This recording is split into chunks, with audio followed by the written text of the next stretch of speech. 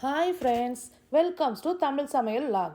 இன்றைக்கி நாம் தமிழ் சமையல் வ்ளாகில் சக்கரவள்ளி கிழங்கை வச்சு ஒரு சூப்பரான ரெசிபி பண்ண போகிறோம். இதை நாம் காலையில் பிரேக்ஃபாஸ்ட்டுக்கும் பண்ணிக்கலாம். அப்படி இல்லைன்னா குழந்தைங்களுக்கு ஈவினிங் ஸ்கூல் விட்டு வந்ததும் சாப்பிட்றதுக்கு ஒரு சூப்பரான ஸ்நாக்ஸாகவும் இது இருக்கும். இதை செய்கிறதுக்கு ரெண்டே பொருள் போதும். வாங்க எப்படி செய்யலான்னு பார்க்கலாம். இதுக்கு நான் இன்றைக்கி 2 சக்கரவள்ளி கிழங்கை எடுத்திருக்கேன்.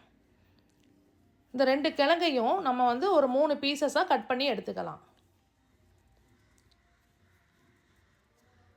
இந்த மெத்தடில் நீங்கள் பாயில் பண்ணி பாருங்கள். ரொம்ப கிழங்கு ஸ்வீட்னஸும் குறையாமல் இருக்கும், நல்லா சாஃப்டாகவும் இருக்கும். இப்போ பாருங்கள், 3 பீஸாக நான் கட் பண்ணி வச்சுருக்கேன். இப்போ இதை ஒரு இட்லி பாத்திரத்தில் நம்ம ஒரு 1/2 லிட்டர் தண்ணி எடுத்துகிட்டு அதில் ஒரு 1/2 ஸ்பூன் அளவு சால்ட் போட்டிருக்கேன். இதில் இட்லி தட்டை வச்சு நம்ம இந்த சக்கரவள்ளி கிழங்கு அதுக்குள்ளே வச்சிடலாம். வச்சு மூடி போட்டு க்ளோஸ் பண்ணி 15 நிமிஷம் இது வெந்தால் போதும். நம்ம 15 நிமிஷத்துலேயே இது நல்லா வெந்துடும். ரொம்ப சாஃப்டாகவும் இருக்கும். இந்த மெத்தடை ட்ரை பண்ணி பாருங்கள். இதோட ஸ்வீட்னஸ் கொஞ்சம் கூட குறையாது நமக்கு. இப்போ இதை மூடி நம்ம ஒரு 15 நிமிஷம் வேக விட்டுறலாம். நிறைய பேர் இன்றைக்கி அடுப்பில் தண்ணி வச்சு அதில் சக்கரவள்ளி கிழங்கை போட்டு வேக வைக்கிறீங்க. நீங்கள் அந்த மெத்தடில் செஞ்சீங்கன்னா அந்த சக்கரவள்ளி கிழங்குல உள்ள எக்கச்சக்கமான நன்மைகள் இருக்குது. அது எல்லாமே அந்த தண்ணியில் நமக்கு போயிடும். இந்த மெத்தடில் செய்யுங்க. அதோட ஸ்வீட்னஸ் குறையாமல் இருக்கும், ரொம்பவும் டேஸ்ட்டாகவும் இருக்குங்க. 15 மினிட்ஸ் ஆகிடுச்சு. ஓப்பன் பண்ணி பார்க்கலாம். இந்த கிழங்கு நல்லாவே வெந்திருக்கு. இது வெந்திருக்கா வேகலையான்ங்கிறது நீங்கள் பார்த்தாலே கண்டுபிடிச்சிடலாம். அதோட கலர் நல்லாவே சேஞ்ச் ஆகி வந்திருக்கும். அப்படி இல்லைன்னா ஒரு ஸ்பூனையோ ஒரு நைஃபையோ வச்சு நீங்கள் லேசாக அதை ஒரு அழுத்தம் கொடுத்து பார்த்தீங்கன்னா அது வெந்திருக்கா வேகலையான்ங்கிறது உங்களுக்கு கண்டுபிடிச்சிடலாம். நான் பாருங்கள், இது நல்லாவே சேஞ்ச் ஆகி வந்திருக்கு. இந்த மாதிரி கலர் சேஞ்ச் ஆகி வந்துருந்துச்சுன்னா அது வெந்துருச்சுன்னு அர்த்தம். இப்போ அதை நம்ம ஒரு மூடியை போட்டு ஒரு ஓரமாக எடுத்து வச்சிடலாம். இந்த ரெசிபிக்கு இன்றைக்கி நான் 1/4 மூடி அளவு தேங்காய் எடுத்திருக்கேன். இந்த தேங்காயை அருவாமனையை வச்சு நான் திருவி எடுத்துக்க போகிறேன். உங்களுக்கு இந்த திருகுவத்தி வச்சு யூஸ் பண்ண தெரியலனா நீங்கள் மிக்சியில் கூட 1-2 கொரகொரப்பாக திரித்து எடுத்துக்கோங்க.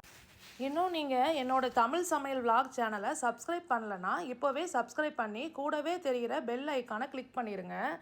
என்னோடய எல்லா வீடியோஸும் உங்களுக்கு நோட்டிஃபிகேஷன் காட்ட ஆரம்பிச்சிடும்.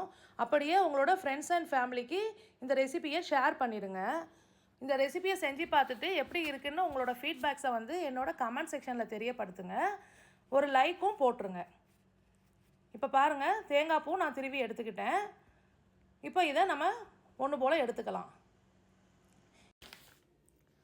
சக்கரவள்ளி கிழங்க தோல் நீக்கிட்டு ஒரு பவுலில் எடுத்துக்கோங்க.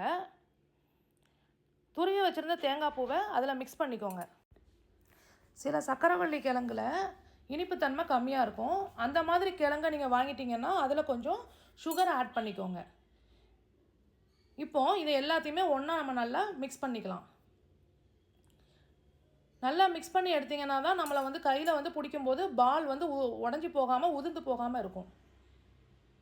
இப்போ இதை நல்லா நான் மிக்ஸ் பண்ணிக்கிட்டேன். இதை சின்ன சின்ன பாலாக நம்ம உருட்டிக்கலாம். மத்தியானம் ஸ்நாக்ஸுக்கு இதை ஸ்கூலுக்கு கொடுத்து அனுப்புங்க. ரொம்ப ஹெல்த்து. சிப்ஸு அந்த மாதிரி ஐட்டம்லாம் நீங்கள் வாங்கி கொடுக்குறதுக்கு பதிலாக இந்த மாதிரி நேச்சுரலான ஃபுட்ஸே கொடுத்து அனுப்புங்க. குழந்தைங்களுக்கு ரொம்ப ஹெல்த்தும் கூட. இந்த ரெசிபியை எல்லாருமே நீங்கள் வீட்டில் செஞ்சு பாருங்கள். செஞ்சு பார்த்துட்டு உங்களோட ஃபீட்பேக்கை என்னோடய கமெண்ட் செக்ஷனில் தெரியப்படுத்துங்க. மீண்டும் ஒரு நல்ல ரெசிபியோடு உங்களை நான் மீட் பண்ணுறேன். மறக்காமல் என்னோடய சேனலை சப்ஸ்கிரைப் பண்ணுங்கள். Thank you friends.